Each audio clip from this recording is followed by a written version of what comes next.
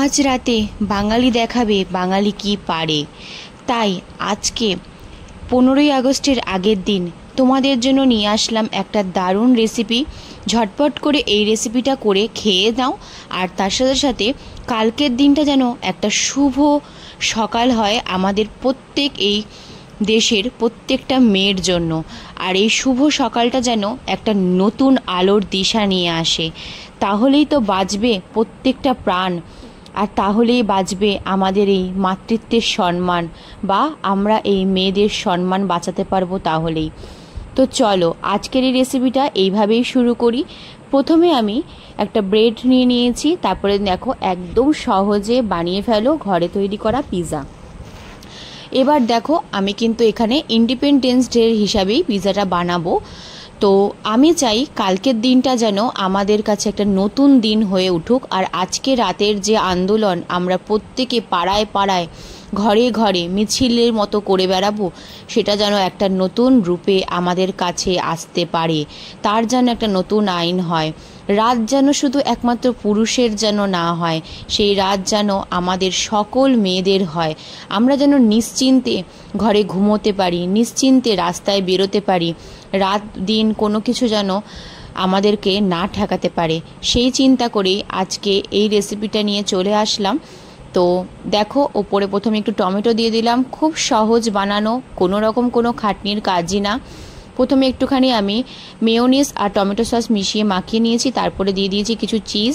এবার দিয়ে দিলাম একটুখানি টমেটো, দিয়ে দিলাম কয়েকটা টুকরো পেঁয়াজ কুচি, আর নিচে দিয়ে দেবো কিছুটা ক্যাপসিকাম।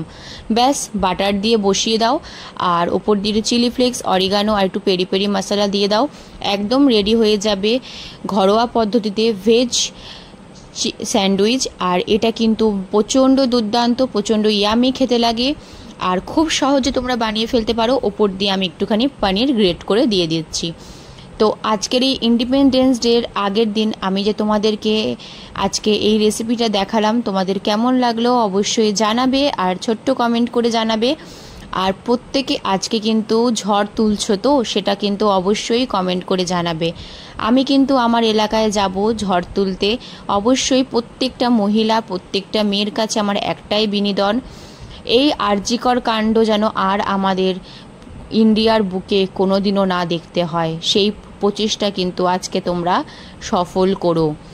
দিল্লিতে একবার নির্ভয়া কাণ্ডতে কিন্তু এটাই হয়েছিল। তাতে কিন্তু প্রত্যেকের দোষীদের শাস্তি হয়েছিল, কিন্তু তাতে কিছু জানোয়ার, কিছু অসভ্য কুলাঙ্গার যারা, তারা কিছু এখনো পর্যন্ত সেটা তাদের শাস্তিবোধ মনে হয়নি, আর তাদের শরীরে এখনও সেই ভয় ঢোকেনি। আজকে কিন্তু সেই ভয় তোমাদের তুলতেই হবে। তো চলো বন্ধুরা, সকলে কিন্তু এই পথে এগিয়ে চলো। আর প্রত্যেকের কাছে একটাই বিনোদন, তোমরা কিন্তু আজকের দিনটা কেউ মিস করো না। যত বড়ই কাজ থাকুক না কেন, আজকের দিনটা কিন্তু আমাদের মেয়েদের স্বাধীনতার লাস্ট দিন। তাই কিন্তু আজকের দিনটা তোমাদের ঝড় তুলতেই হবে, আর আমাদের মেয়েদেরকে স্বাধীনতার জন্য এগিয়ে নিয়ে যেতে হবে আমাদের নিজেদেরই।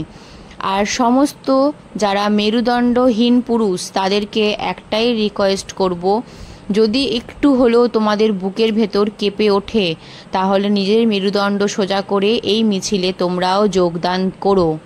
তো চলো আজকের রেসিপিটা এইভাবেই শেষ করে ফেললাম। কেমন লাগলো আজকের এই ইন্ডিপেন্ডেন্স ডের রেসিপিটা অবশ্যই জানাবে। ইন্ডিপেন্ডেন্স ডের আরও অনেক রেসিপি তোমাদের কাছে আসবে, তারা সেগুলো কিন্তু অবশ্যই দেখো। আমি সেগুলো হয়তো কালকে ছেড়ে দেবো, আজকে আমার সেই সময়টা হবে না।